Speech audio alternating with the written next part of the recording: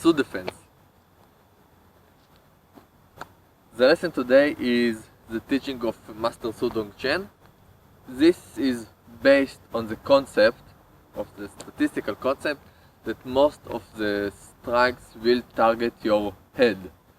Statistically, it has very high probability to be hit in the head. So for that I need Kfir. Kfir will punch me in the face, and I will stop him. This is not a diversion, this is block.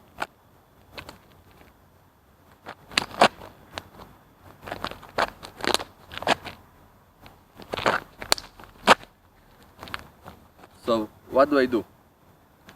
First of all, the stance is Santi combat stance, with one hand forward, one hand backward. But this is the final stance. As you've seen, when he struck me, I wasn't standing like here in the beginning of the fight. I was standing here, and I pulled my hands up and forward as if I'm throwing a basketball.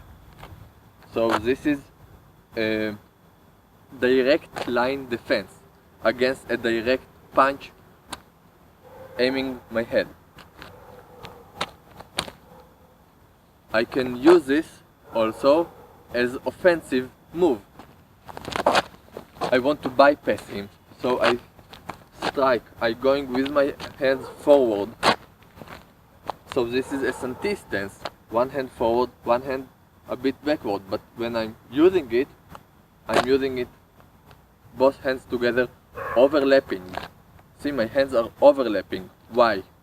If my hands are not overlapping but like this, he just punch through.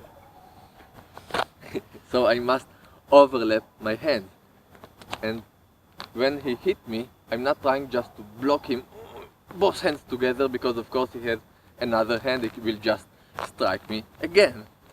So what I'm doing is stopping, and then I slide on him, because this is how I take a side and break his straight line of offense. Here I can manipulate, I can break, I can slide from the inside also and go to his face. Like this, or like this from the outside.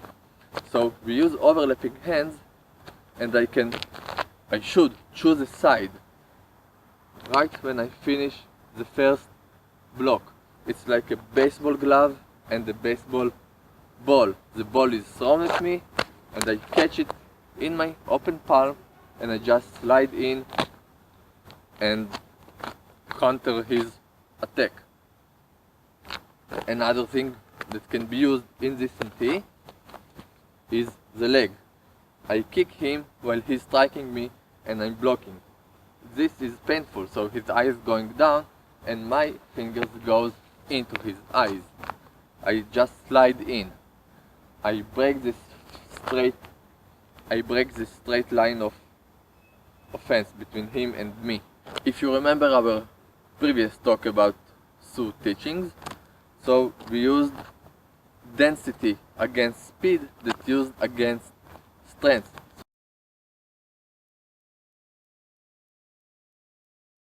So I use density here, speed and density. I'm not only put my hands here, but I actually do very small movements like